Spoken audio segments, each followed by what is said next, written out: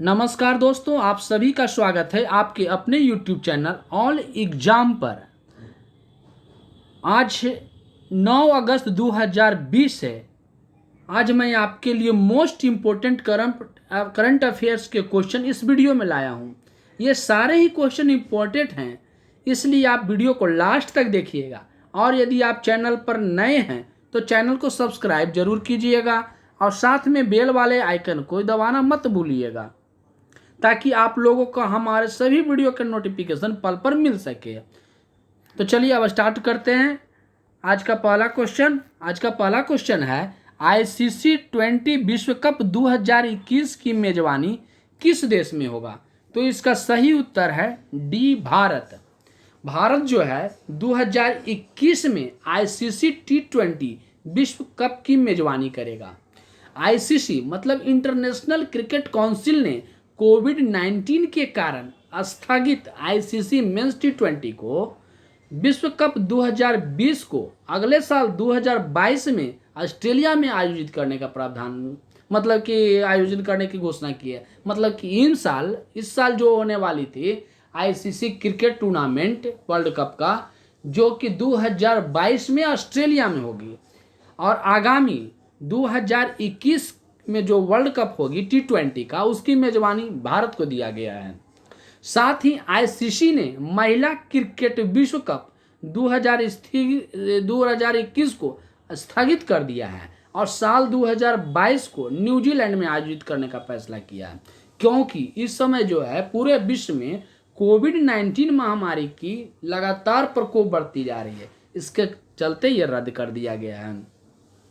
अब यहाँ पर आईसीसी की बात हुई है, तो अभी आईसीसी के सीईओ मनु साहनी है और इसका हेडक्वार्टर दुबई, संयुक्त अरब अमीरात में स्थित है। अब आईसीसी के सीईओ मनु साहनी है, ठीक है। और आईसीसी के अध्यक्ष अभी वर्तमान में इमरान ख्वाजा हैं। वहीं यदि बीसीसीआई की बात किया जाए तो इसके चेयरमैन अभी वर्तमान में सौरभ गांगुली हैं और सीईओ हेमांग अमीन है। और बीसीसीआई की स्थापना 1928 को मुंबई, महाराष्ट्र में किया गया है। तो आइए अब चलते हैं नेक्स्ट क्वेश्चन की ओर। अगला क्वेश्चन है, हाल ही में आरबीआई ने कोविड-19 संबंधित तनावग्रस्त परिसंपत्तियों के समाधान के लिए किसके साथ समझौता किया है? तो इसका सही उत्तर है सी, केवी कामत समिति। आरबीआई ने कोविड-19 संबंधित तनावग्रस्त परिसंपत्तियों के समाधान करने के लिए वित्तीय मापदंडों का सुझाव देने के लिए एक अनुभवी बैंकर समिति है जिसका नाम केवी कामत है।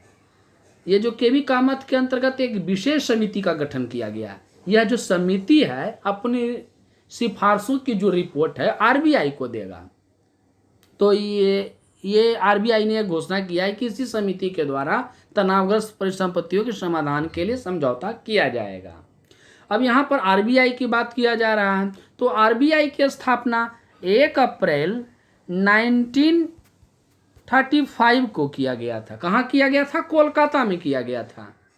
1 अप्रैल 1935 को कोलकाता में किया गया था और अभी वर्तमान में इसका हेडक्वार्टर मुंबई में स्थित है। और इसके 25वें गवर्नर शशिकांत दास हैं। कौन है? शशिकांत दास। ये है शशिकांत दास। तो चलिए अब अगला क्वेश्चन की ओर चलते हैं। नेक्स्ट क्वेश्चन है, हाल ही में सीआरपीएफ के नए महानिरीक्षक किन्हें नियुक्त किया गया है? तो इसका सही उत्तर है ए, पीएस रानी पसे। ये जो अभी हाल फिलहाल में सीआरपीएफ के नए महानिरीक्षक बने, ये हैं पीएस रानी पसे। ये जो हैं अभी सीआरपीएफ के नए महानिरीक्षक बने हैं। आईपीएस अधिकारी पीएस रानी पसे 1995 बैच के अधिकारी हैं, जो पहले उड़ीसा में अतिरिक्त महानिदेशक के रूप में भी कार्य कर चुके हैं। अब यहाँ सीआरपीएफ का जिक्र किया गया है, तो सीआरपीएफ के हेडक्वार्टर नई दिल्ली में स्थित है और इसकी टैगलाइन है service and loyalty, service and loyalty. इसकी स्थापना 27 जुलाई 1939 को किया गया था। कब किया गया था? 27 जुलाई 1939 को किया गया था। तो चलिए अब आगे चलते हैं नेक्स्ट क्वेश्चन की ओर। अगला क्वेश्चन है, किस बैंक ने खुदरा विक्रेताओं और व्यापारियों की वित्तीय सहायता प्रदान करने के लिए समझौता किया है? तो इसका सही उत्तर है B, Airtel payments bank. Airtel payments bank ने हाल ही फिलहाल में खुदरा विक्रेताओं और व्यापारियों के वित्तीय सुरक्षा देने के लिए smart plan shop package policy मतलब SPSPP के लिए भारतीय एक्सा जनरल इंश्योरेंस के साथ समझौता किया है। किससे किया है? भारतीय एक्सा जनरल इंश्योरेंस। ये जो है भारतीय एक्सा जनरल इंश्योरेंस, ये जो है स्मार्ट प्लान शॉप पैकेज के तहत, जो कि बाढ़, भूकंप, भूस्खलन, दंगा, हड़ताल और दुर्भाग्यपूर्ण बस यदि किसी के दुकान में चोरी, आग, यदि ये सभी चीज़ की घटनाएं घट जाती है तो उसकी पूर्ति करने के लिए, उसके नुकसान को कवर करने के लिए ये आगे आई है। अब यहाँ पर एयरटेल पेमेंट्स बैंक है तो इसके बारे में बताया गया है। तो एयरटेल पेमेंट्स बैंक के अभी वर्तमान में MD एंड CEO वर्तमान में अनुव्रत विश्वास हैं। कौन है? अनुव्रत विश्वास हैं। इसकी हेडक्वार्टर नई दिल्ली में स्थित है। और भारतीय एक्सा जनरल इंश्योरेंस के CEO और MD अभी वर्तमान में संजीव श्रीनिवासन है। कौन है? संजीव श्रीनिवासन। ये देखिए, ये संजीव श्रीनिवासन है और ये देखिए ये एयरटेल पेमेंट्स बैंक के अनुव्रत विश्वास हैं। और भारतीय एक्सा जनरल इंश्योरेंस का हेडक्वार्टर मुंबई में स्थित है।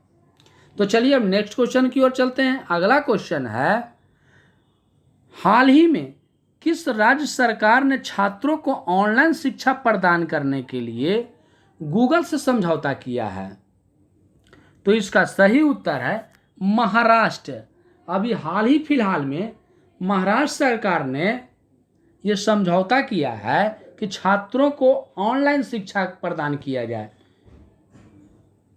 तो अब यहाँ पर महाराष्ट्र के बारे में जिक्र किया गया है, तो महाराष्ट्र के बारे में अब जानते हैं।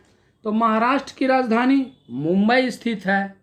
इसके वर्तमान में CM उद्धव ठाकरे हैं। कौन है? उद्धव ठाकरे हैं।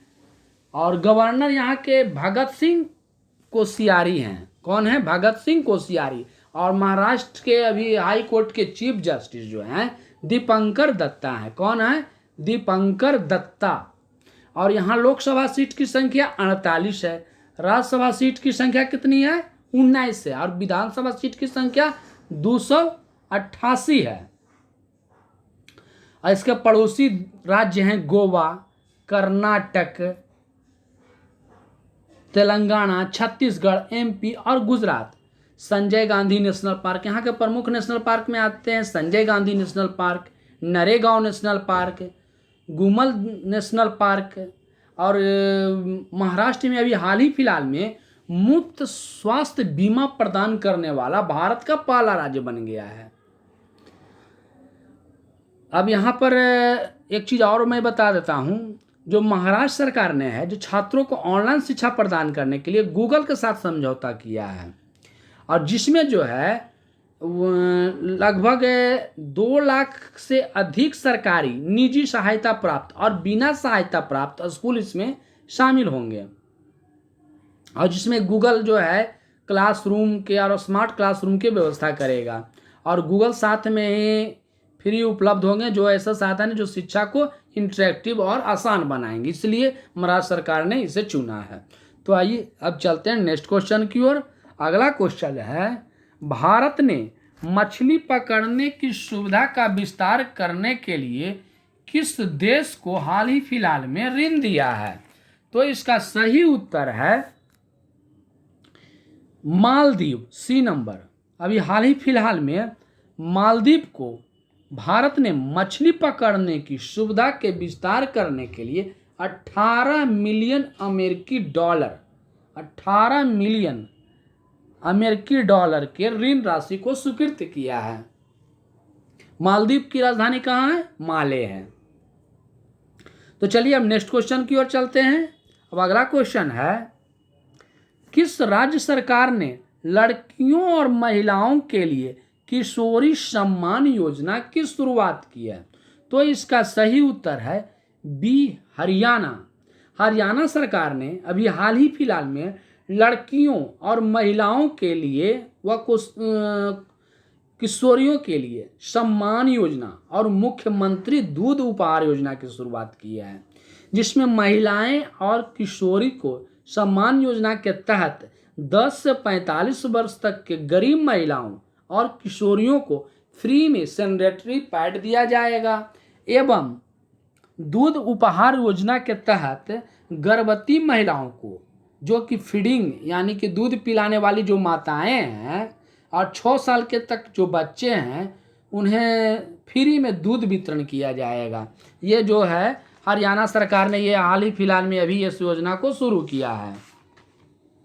तो अब यहाँ पर हरियाणा की बात हो रही है, तो वर्तमान में हरियाणा के सीएम मनोहर लाल खट्टर हैं। इसकी राजधानी कैपिटल चंडीगढ़ है। इसका गवर्नर जनरल है सत्यदेव नारायण आर्य। लोकसभा सीट की संख्या 10 है, राज्यसभा सीट की संख्या 5 है और विधानसभा की संख्या 90 है। इसके पड़ोसी राज्य हैं यूपी, राजस्थान, पंजाब, हिमाचल प्रदेश। और यहाँ जो अभी है हाल ही फिलहाल में हरियाणा सरकार ने परिवार पहचान पत्र योजना को शुरू किया है, जो कि हम कुछ दिन पहले ही पढ़े हैं। और हरियाणा में दूसरी दुनिया की पहली डबल स्टेक कंटेनर सुरंग बनाई जा रही है और हरियाणा में ही ई सचिवालय पोर्टल को लॉन्च किया गया है। समाधान से विकास योजना भी यहीं शुरू किया गया है और अगले साल खेलो इंडिया यूथ गेम का चौथा जो संस्करण हरियाणा के पंचकुला में ही होगा। छात्रों के लिए संपर्क बैठक ऐप को भी हरियाणा में लॉन्च किया गया है। हेल्प मी मोबाइल ऐप को भी यहाँ लॉन्च किया गया। तो ये सभी करंट अफेयर सभी हरियाणा से बने हुए। अब हरियाणा में कुछ नेशनल पार्क भी हैं यहाँ का प्रसिद्ध है, वो है Sultanpur national park, Kalesar national park. तो चलिए अब नेक्स्ट क्वेश्चन की ओर चलते हैं। अगला क्वेश्चन है, हाल ही में इम्पैक्ट वुमन अवार्ड 2020 से किन्हें सम्मानित किया गया है? तो इसका सही उत्तर है ए, कलीपुरी। कलीपुरी को, ये देखिए ये है कलीपुरी, इन्हें हाल ही में 2020 के इम्पैक्ट वुमन अवार्ड से सम्मानित किया गया है। ये जो है वर्तमान में इंडिया टुडे ग्रुप की वाइस चेयरपर्सन है, इंडिया टुडे ग्रुप के वाइस चेयरपर्सन है। तो आइए अब चलते हैं नेक्स्ट क्वेश्चन की ओर। अगला क्वेश्चन है, भारत